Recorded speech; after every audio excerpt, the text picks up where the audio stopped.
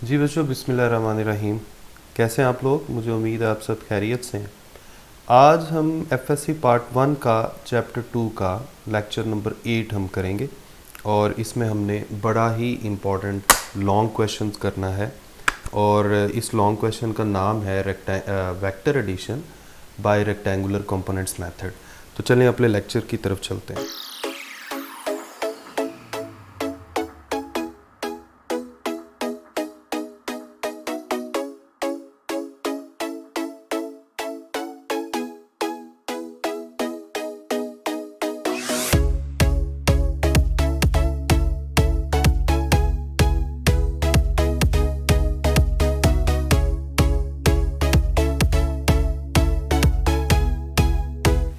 जी बच्चों, welcome back. बढ़ते हैं अपने मेन बोर्ड की तरफ और ये है आपका मेन बोर्ड। टॉपिक का नाम है हमारा vector addition by rectangular components method और इसमें हम जो मेन काम हम करेंगे वो क्या है कि हमने दो वेक्टर्स को ऐड करना है। यानी फ़र्ज़ करें वेक्टर ए और बी को ऐड करना है। जैसे फ़र्ज़ करें, चलें इस तरह नहीं लेते, फ़र्ज़ करें वेक्टर ए है कुछ ऐसे और फ़र्ज़ करें ये है वेक्टर बी। तो इनका रिज़ल्टेंट क्या होगा? इनका रिज़ल्टेंट होगा ए की टेल से बी के हेड तक। लेकिन हमने इस रिज़ल्टेंट को ए और बी की शक्ल में नहीं लिखना। वैसे तो हम ऐसे लिखते थे, तो आज हमने ऐसे नहीं लिखना, इससे एक स्टेप और आगे जाना है।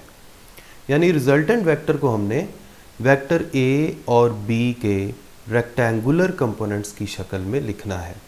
आप जानते हैं कि अगर हम वेक्टर ए के रेक्टेंगुलर कंपोनेंट्स बनाएं, अगर वेक्टर ए प्लेन में है तो इसके दो रेक्टेंगुलर कंपोनेंट्स बनेंगे, एक एक्स कंपोनेंट और दूसरा वाई कंपोनेंट। इसी तरह अगर वेक्टर बी प्लेन में है तो इसके भी दो रेक्टेंगुलर कंपोनेंट्स बनेंगे, एक हॉरिजॉन्टल यानी एक्स कंपोनेंट और दूसरा वाई कंपोनेंट।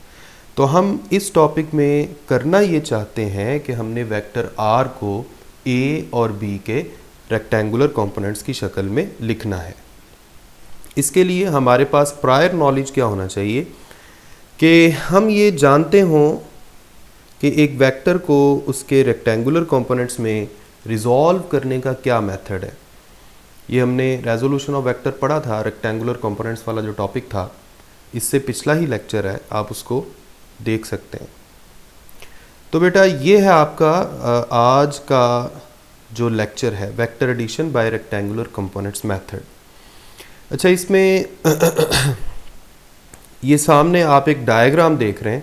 मैं आपके सामने ये डायग्राम दोबारा से बनाता हूँ ताकि आपको पता चल जाए कि ये डायग्राम असल में बनी कैसे थी।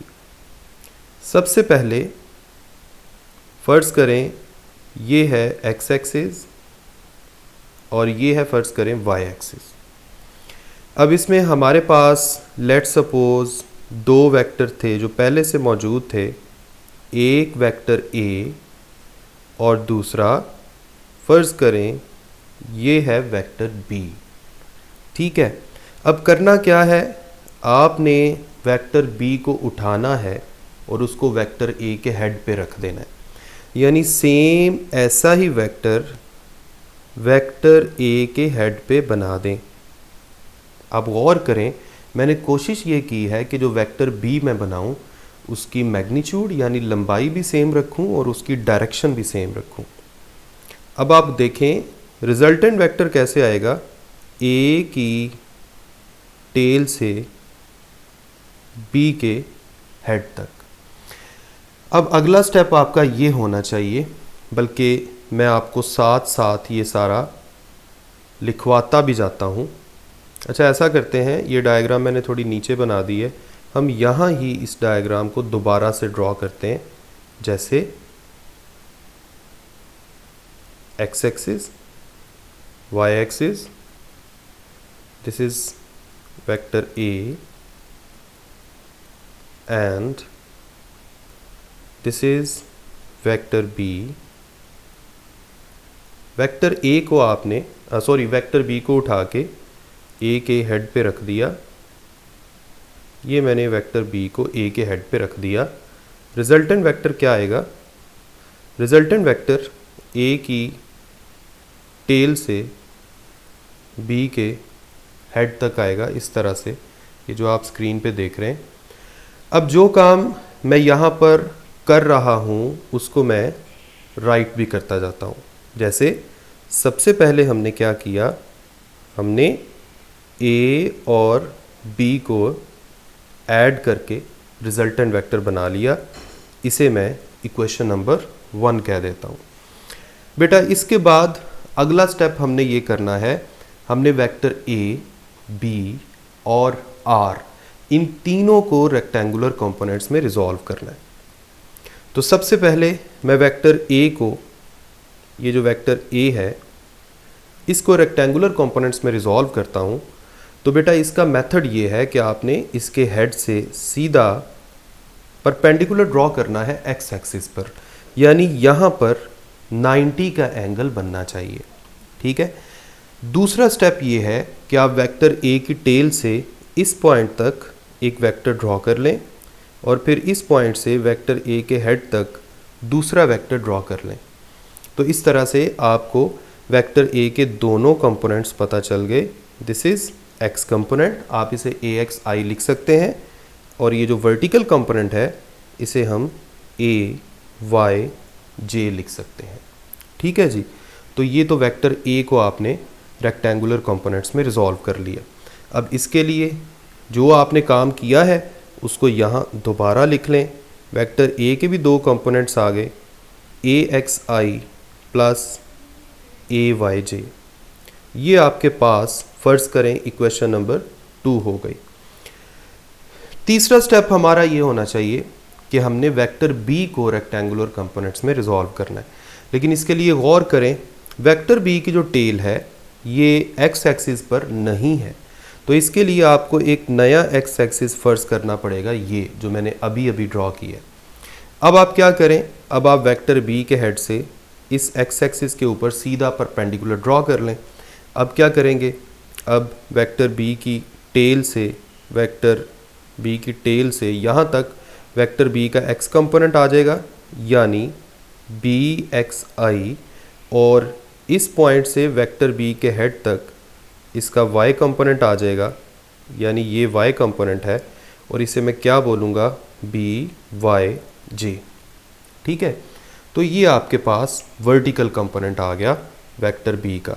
अब जो काम हमने यहाँ पर किया है उसको मैं इधर राइट डाउन कर लेता हूँ, यानी vector B is equal to B X I plus B Y J. Consider this equation number 3। अब चौथा काम आपका क्या था कि आपने इसी तरह से वेक्टर आर को रेक्टेंगुलर कंपोनेंट्स में रिजॉल्व करना है। अब देखें, वेक्टर आर की जो टेल है वो इस एक्स एक्सिस के ऊपर है और वेक्टर आर का हेड जो है वो हमें नज़र आ रहा है। अब वेक्टर आर के हेड से सीधा परपेंडिकुलर ड्रॉ करेंगे नीचे वाले एक्स एक्सिस के ऊपर। यहाँ पर आपको एक नया पॉइंट मिल गया। अब आप वेक्टर आर की टेल से इस पॉइंट तक एक वेक्टर ड्रॉ कर लें। इसी तरह इस पॉइंट से वेक्टर आर के हेड तक एक दूसरा वेक्टर ड्रॉ कर लें, जो मैंने अभी अभी ड्रॉ की है, जो आपको यहाँ पर स्क्रीन पर नज़र आ रहा है। तो देखें, जो हॉरिजॉन्टल कंपोनेंट है ये आ जाएगा आर एक्स आई, और जो वर्टिकल कंपोनेंट है ये हो जाएगा आर वाई जे। ठीक है। अब ये काम जो आपने इधर किया है उसको मैं यहाँ पर लिख लेता हूँ, R is equal to R X I plus R Y J. This is equation number 4। तो ये आपके पास 4 इक्वेशंस बन गई और हमारी डायग्राम भी कंप्लीट हो गई। अब मैं आपको ये जो खूबसूरत सी डायग्राम बनी हुई है इस पर आपको मैं दोबारा से बता देता हूँ।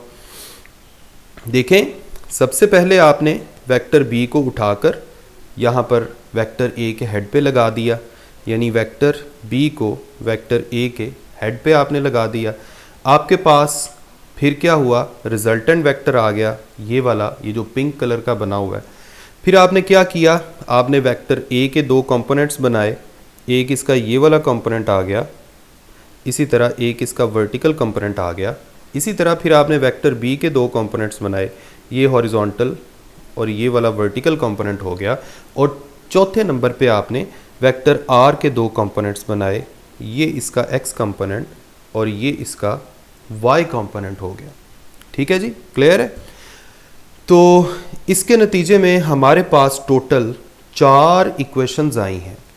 अब आपने क्या करना है, आपने इन तीनों इक्वेशंस को, ये जो आपको नीचे वाली 3 इक्वेशंस नज़र आ रही हैं, इक्वेशन नंबर 2, 3 और 4, इसे आपने, इन तीनों को आपने इक्वेशन नंबर 1 में पुट करना है। अब आप क्या करेंगे, आर की जगह आप लिख दें ये, यानी इक्वेशन नंबर 1 आपके पास बन जाएगी, आर की जगह आ जाएगा R X I plus R Y J is equal to, आपने यहाँ पर आर की जगह ये सारा लिख दिया। फिर आप ए की जगह क्या लिखेंगे, ए की वैल्यू यानी A X I plus A Y जे। इसी तरह आप बी की जगह क्या लिखेंगे, B X I plus B Y J. तो ये आपके पास एक बड़ी सी इक्वेशन आ गई। मैं इसमें दोबारा से आपको बता दूं कि आपने आर की जगह लिखा ये, ए की जगह लिखा ये और बी की जगह लिखा ये। ठीक है, अब हम इसको थोड़ा सा मज़ीद आगे बढ़ाते हैं। अब आपने क्या करना है, राइट हैंड साइड पर एक्स वालों को एक तरफ कर लें और वाई वालों को दूसरी तरफ कर लें। एक्स वालों में से आई कॉमन आ जाएगा, A X plus B X, I common आ गया। इसी तरह से वाई वालों में जे कॉमन आ जाएगा और बाहर बच जाएगा A Y plus B Y. Left hand side पर आपके पास R X I plus R Y J आ गया। अब आप अगर लेफ्ट हैंड साइड और राइट हैंड साइड को कंपेयर करें, अगर आप लेफ्ट हैंड साइड और राइट हैंड साइड को कंपेयर करें तो आपके पास बन जाएगा, देखें लेफ्ट हैंड साइड में आर एक्स है और राइट हैंड साइड पे आई का कॉफिशेंट क्या है, ए एक्स प्लस बी एक्स। इसका मतलब है आपके पास आर एक्स इक्वल आ गया ए एक्स प्लस बी एक्स। इसी तरह से आप जे के कॉफिशेंट्स को कंपेयर करें तो आपके पास आर वाई आ जाएगा A Y plus B Y. ये आपके पास दो मज़ीद इक्वेशंस बन गई। अभी तक आपने 4 इक्वेशंस लिखी थी, तो आप इनको मज़ीद नाम दे दें। फ़र्ज़ करें इसे आप इक्वेशन नंबर 5 कह रहे हैं और इसे आप इक्वेशन नंबर 6 कह देते हैं। अब इसके बाद हम ऐसा करते हैं कि वेक्टर आर जो आपको इक्वेशन नंबर 4 में नज़र आ रहा है, इसको हम दोबारा से लिखते हैं। ठीक है, अब मैं यहाँ पर 3 चीज़ें लिखूँगा। वेक्टर आर, एक इसकी वैल्यू, फिर मैं लिखूँगा वेक्टर आर की मैग्नीट्यूड और तीसरे नंबर पे मैं लिखूँगा direction. Direction of vector R. आप जानते हैं कि डायरेक्शन का मतलब क्या होता है कि कोई भी वेक्टर पॉजिटिव एक्स एक्सिस के साथ एंटी क्लॉकवाइज डायरेक्शन में कितना एंगल बना रहा है। ठीक है, तो आपके सामने स्क्रीन पर इस वक्त आपको 6 इक्वेशंस नज़र आ रही हैं। अब सबसे पहले मैंने वेक्टर आर का फार्मूला लिखना है, फिर मैंने मैग्नीट्यूड ऑफ आर का लिखना है और उसके बाद मैंने डायरेक्शन ऑफ आर का लिखना है। यही हमारा पूरा का पूरा टॉपिक है। मैं आपको एक दफ़ा फिर रिवाइज करवा दूंगा। फ़िलहाल हम ऐसा करते हैं, बल्कि ये आगे मैंने मेंशन किया हुआ है, तो ऐसा करते हैं, इस तरफ चलते हैं। ठीक है, ये जो वेक्टर आर मैं आपको कह रहा था, ये है, यहाँ स्क्रीन पर आपको नज़र आ रहा है रिजल्टेंट वेक्टर। जो मैं आपको मैग्नीट्यूड ऑफ रिजल्टेंट कह रहा था वो ये मैंने हेडिंग दी हुई है, और डायरेक्शन ऑफ रिजल्टेंट की मैंने ये ऊपर हेडिंग दी हुई है। ठीक है, तो ऐसा करते हैं, सामने आपको इस वक्त इक्वेशन नंबर 4 नज़र आ रही है, तो मैं यहाँ पर इक्वेशन नंबर 4 को दोबारा से कॉल करता हूँ। इक्वेशन नंबर 4 में आप देख रहे हैं r is equal to R X I plus R Y J, ये लिखा हुआ है। अब मैंने इक्वेशन नंबर 5 और 6 यहाँ पर लिखी है, ये जो आप सामने देख रहे हैं। इक्वेशन नंबर 5 हमें ये बता रही है कि रिजल्टेंट वेक्टर का जो x कंपोनेंट है ये a और b, जिन दो वेक्टर्स को आपने ऐड किया था उनके x कंपोनेंट्स को ऐड करके आ सकता है। इसी तरह रिजल्टेंट वेक्टर का जो y कंपोनेंट है वो a और b के y कंपोनेंट्स के सम के बराबर है। इसी तरह हम इन आर एक्स और आर वाई की वैल्यूज़ को यहाँ पर इधर आर एक्स और आर वाई की जगह पुट कर देंगे। यही हमारा मेन टॉपिक है। देखें, अब आपके पास वेक्टर आर आ जाएगा। Vector R is equal to R X की जगह आप लिख देंगे A X plus B X, और आर वाई की जगह आप लिख देंगे A Y plus B Y. इधर आ जाएगा A X plus B X और इधर आ जाएगा A Y plus B Y. ठीक है, तो ये आपने दोनों वैल्यूज़ को पुट कर दिया। अगर आप आर एक्स और आर वाई की वैल्यूज़ की जगह पर A X plus B X, इसी तरह A Y plus B Y put नहीं करेंगे तो आपका टॉपिक पूरा नहीं होगा, क्योंकि इस टॉपिक का नाम ही ये है vector addition by rectangular components method. यानी वेक्टर आर को आपने ए और बी के एक्स और वाई कंपोनेंट्स की शक्ल में लिखना है। ठीक है, तो ये आपके पास वेक्टर आर की वैल्यू आ गई या उसका फॉर्मूला आ गया। अच्छा, इसमें एक और इंटरेस्टिंग चीज़ ये है कि अगर आपके पास n वेक्टर्स होते, n वेक्टर्स हों जिनको आपने ऐड किया है, तो फिर रिजल्टेंट वेक्टर का फॉर्मूला क्या बनेगा। देखिए, n वेक्टर्स का मतलब है दो वेक्टर से पहले a और b, अगर तीसरा वेक्टर c भी होता, चौथा वेक्टर d भी होता, पांचवा वेक्टर e भी होता, तो फिर क्या होना था। तो फिर रिजल्टेंट वेक्टर के फार्मूला को आपने कुछ ऐसी शक्ल में लिख लेना था जो मैं यहाँ पर अभी अभी लिखने की कोशिश कर रहा हूँ। देखें, अब आपने यहाँ पर लिख लेना था A X plus B X plus C X plus up to so on. इसी तरह से यहाँ पर आपने लिखना था A Y plus B Y plus C Y plus up to so on, और बाहर जे आ जाएगा। ठीक है, मेरे पास जगह ये थोड़ी कम थी इसलिए मैंने इसको थोड़ा तंग तंग लिखा है, लेकिन मुझे उम्मीद है कि आप इसको अंडरस्टैंड कर लेंगे। ठीक है, तो आपके पास ये वेक्टर आर आ गया। देखें, ये टॉपिक थोड़ा सा लेंथी है, इसको मैं एक दफ़ा आपको ज़रूर रिवाइज करवाऊंगा, इसलिए आपने परेशान नहीं होना, आपने ये नहीं सोचना कि आपको ये मुश्किल लग रहा है।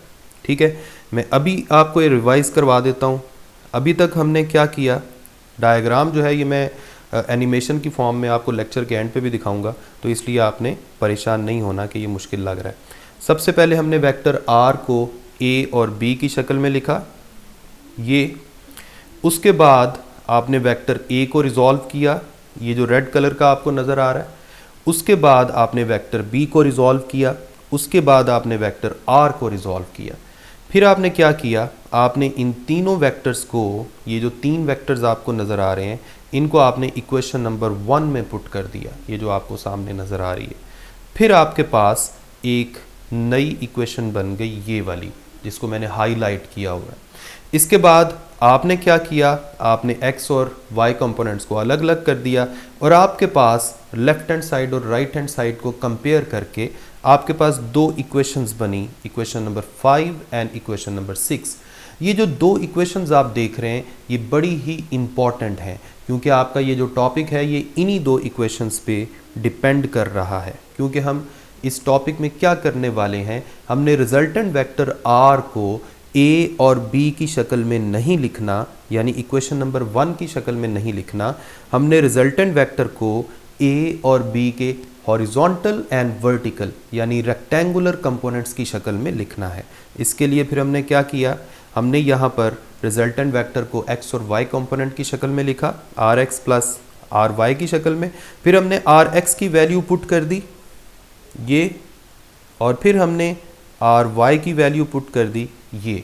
इस तरह से हमारा टॉपिक जो है उसका मेन एम पूरा हो गया।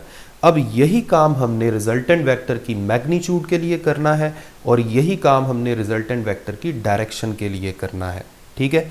अच्छा, आप ये जानते हैं, आपने इससे पहले एक टॉपिक था आपका रेक्टेंगुलर कंपोनेंट्स वाला, जिसमें आप जानते हैं कि आपने एक वेक्टर लिखा था a is equal to A X I plus A Y जे।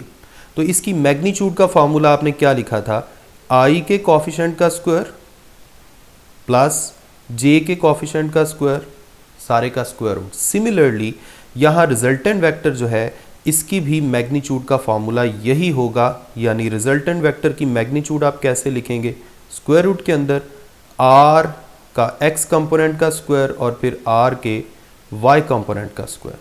ठीक है।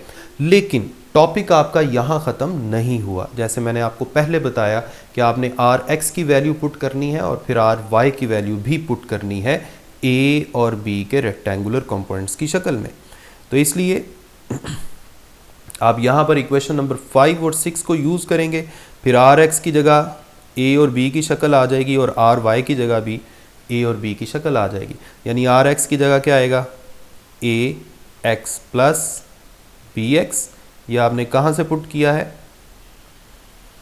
ये आपने यहाँ से आर एक्स की वैल्यू पुट की है।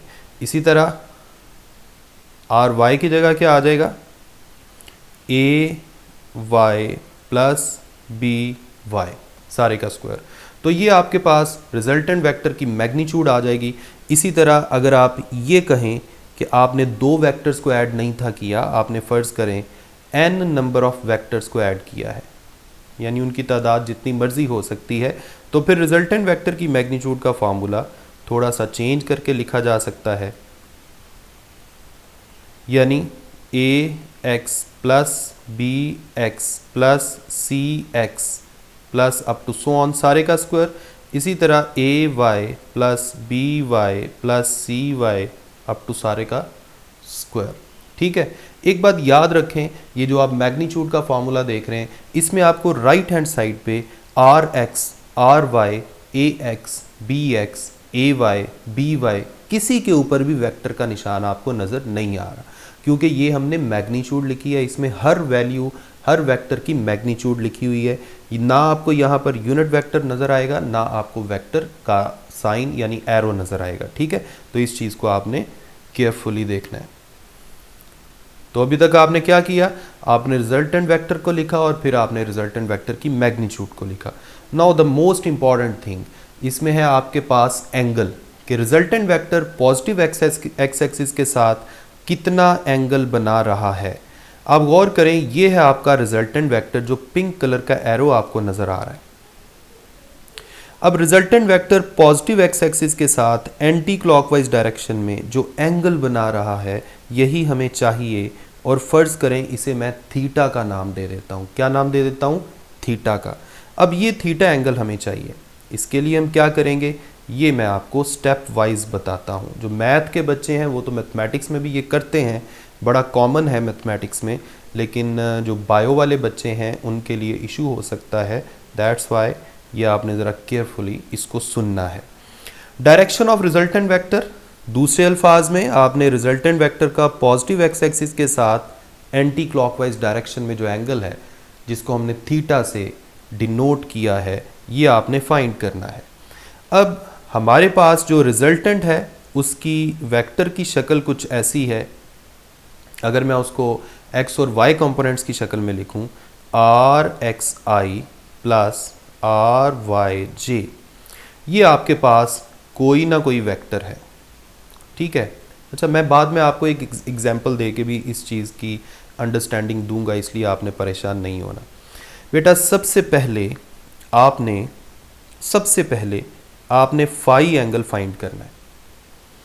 इससे पहले आप एंगल फाइंड कर चुके हैं और आप जानते हैं कि tan इनवर्स ऊपर y कंपोनेंट और नीचे x कंपोनेंट, यानी tan इनवर्स ऊपर रिजल्टेंट का y कंपोनेंट और नीचे रिजल्टेंट का x कंपोनेंट। मैं आपको बताता हूं कि फाई क्या चीज़ है। ये जो एंगल है ये आप कैलकुलेटर से फाइंड करेंगे, फ्रॉम कैलकुलेटर। अब ये कैलकुलेटर से आप फाइंड करेंगे, लेकिन इसको आपने फाइंड करने के लिए आर एक्स और आर वाई इन दोनों की वैल्यूज जो हैं ये पॉजिटिव पुट करनी है, चाहे वेक्टर के अंदर इनकी वैल्यू नेगेटिव ही क्यों ना हो, ये आपने पॉजिटिव पुट करनी है। ठीक है, और एक बात याद रखें, जो कैलकुलेटर आपको आंसर देता है वो वेक्टर का वो वाला एंगल होता है जो वो नियरेस्ट एक्स एक्सिस के साथ बना रहा है, विद नियरेस्ट एक्स एक्सिस। अब मैं आपको ज़रा डिटेल में समझाता हूँ, आपको इसकी बहुत अच्छी सी अंडरस्टैंडिंग हो जाएगी, but the condition is you should be very careful in listening the lecture. ठीक है, अच्छा इसमें सबसे पहला पॉइंट मैंने आपको क्या बताया है कि आपने आर एक्स और आर वाई दोनों की वैल्यूज़ को पॉजिटिव यूज़ करना है कैलकुलेटर में वैल्यू को पुट करने के लिए। फिर आपको फाई एंगल पता चलेगा, ये फाई हमने नाम रखा हुआ है। बेसिकली जो कैलकुलेटर आपको आंसर देगा वो उस वेक्टर का नियरेस्ट एक्स एक्सिस के साथ जो भी एंगल बन रहा है वो आपको देगा। ये ना तो पॉजिटिव एक्स एक्सिस का ख्याल रखेगा ना एंटी क्लॉकवाइज एंगल का ख्याल रखेगा, तो ये हमने बाद में खुद से फाइंड करना होता है, वो एक हिसाब लगाना होता है हमने। वो किस तरह हम हिसाब लगाएंगे वो मैं आपको बताता हूँ। जी, सबसे पहले आपके पास फाई आ गया। दूसरे स्टेप में आपने क्या करना है, आपने ये देखना है कि ये वेक्टर किस क्वाड्रेंट में है, वेक्टर किस क्वाड्रेंट में है। आप जानते हैं, आपने क्वाड्रेंट्स के बारे में स्कूल क्लासेस में देखा होगा कि अगर हम एक पूरे सर्कल को 4 पार्ट्स में डिवाइड करें तो हमारे पास टोटल 4 क्वाड्रेंट्स आते हैं। ये है फर्स्ट क्वाड्रेंट, ये है सेकंड, ये है थर्ड और ये है फोर्थ क्वाड्रेंट। अगर आप फर्स्ट क्वाड्रेंट को देखें तो ये पॉजिटिव एक्स एक्सिस और पॉजिटिव वाई एक्सिस से मिल के बना है, पॉजिटिव एक्स एक्सिस और पॉजिटिव वाई एक्सिस। इसका मतलब है फर्स्ट क्वाड्रेंट में रिजल्टेंट वेक्टर के दोनों कंपोनेंट्स पॉजिटिव होंगे। इसी तरह अगर आप सेकंड क्वाड्रेंट की बात करें तो second quadrant negative x axis और पॉजिटिव वाई एक्सिस से मिलके बना है, तो हम कह सकते हैं कि इसमें रिजल्टेंट का एक्स कंपोनेंट नेगेटिव और वाई कंपोनेंट पॉजिटिव होगा। थर्ड क्वाड्रेंट जो है वो दोनों नेगेटिव होंगे उसमें, और फोर्थ क्वाड्रेंट में एक्स पॉजिटिव होगा और वाई नेगेटिव होगा। ये सामने आपको लिखा हुआ नज़र आ रहा है, ये आपको याद रहना चाहिए। ठीक है, अब इसके बाद हम क्या करेंगे जी, हम ये देखना चाह रहे हैं कि वेक्टर किस क्वाड्रेंट में है। जाहिर बात है, अगर रिजल्टेंट के एक्स और वाई कंपोनेंट्स आपने देखे हैं और वो दोनों पॉजिटिव हैं तो इसका मतलब है वेक्टर फर्स्ट क्वाड्रेंट में है। यानी अगर आपने नोट कर लिया कि वेक्टर फर्स्ट क्वाड्रेंट में है तो अब आपने क्या करना है, अब आपने फर्स्ट क्वाड्रेंट को ड्रॉ करना है, जो मैंने यहां पर ड्रॉ किया हुआ है। ठीक है, अब देखें, फर्ज करें ये है रिजल्टेंट। कैलकुलेटर ने आपको जो आंसर दिया वो करीब तरीन एक्स एक्सिस वाला एंगल है और करीब तरीन एक्स एक्सिस यहां पर पॉजिटिव एक्स एक्सिस ही है, और जो एंगल बन रहा है वो भी एंटी क्लॉकवाइज ही बन रहा है।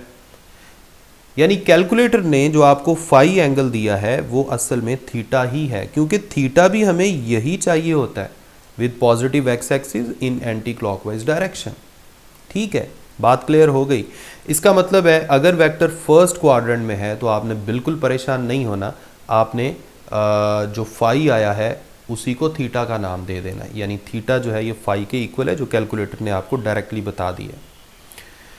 लेकिन अगर आप ये देखें कि वेक्टर का एक्स कंपोनेंट नेगेटिव है, यानी वेक्टर का एक्स कंपोनेंट नेगेटिव है और वाई कंपोनेंट पॉजिटिव है, इसका मतलब है वेक्टर सेकंड क्वाड्रेंट में है।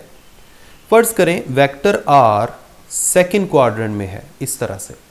अब कैलकुलेटर ने जो आपको आंसर दिया है वो करीब तरीन वाले एक्स एक्सिस के साथ दिया है, और वो ये है नेगेटिव एक्स एक्सिस, और इसको हमने फाई का नाम दिया हुआ है जो आपको कैलकुलेटर से पता चला। लेकिन हमारा रिक्वायर्ड एंगल ये नहीं था, क्योंकि हमें रिक्वायर्ड एंगल कौन सा एंगल हमें चाहिए था, जो पॉजिटिव एक्स एक्सिस के साथ एंटी क्लॉकवाइज डायरेक्शन में बन रहा है, ये वाला। ठीक है, अब ये एंगल कैसे आएगा, हम जानते हैं कि टोटल एंगल, ये जो मैं ग्रीन कलर से कर रहा हूं, ये टोटल एंगल यहां से लेके यहां तक ये होता है 180 डिग्री। अब इसमें से जब आप ये वाला फाई एंगल माइनस करेंगे तो वो थीटा बचेगा, यानी in this case theta would be equal to 180 degree minus phi, यानी अगर वेक्टर सेकंड क्वाड्रेंट में है तो थीटा इस तरह से कैलकुलेट करेंगे। फर्ज करें आपने ये देखा कि वेक्टर का x कंपोनेंट यानी आर एक्स और y कंपोनेंट यानी आर वाई दोनों नेगेटिव हैं, यानी वेक्टर थर्ड क्वाड्रेंट में है, यानी कुछ ऐसी सिचुएशन है। यानी फर्ज करें ये है वेक्टर r। अब करीब तरीन वाला x एक्सिस कौन सा है? ये जो नेगेटिव x एक्सिस है ये वाला। इसका मतलब ये हुआ कि आपको कैलकुलेटर ने जो एंगल दिया है वो फाई दिया है, और वो तो ये वाला एंगल है, ये वाला।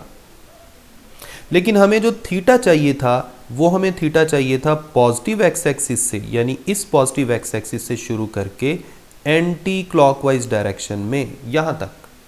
दिस इज थीटा, ये हमारा रिक्वायर्ड एंगल है। अब ये रिक्वायर्ड एंगल कैसे फाइंड करेंगे? आप पूरे 180 में देखें, यहां से लेके सॉरी ये मैंने क्या कर दिया।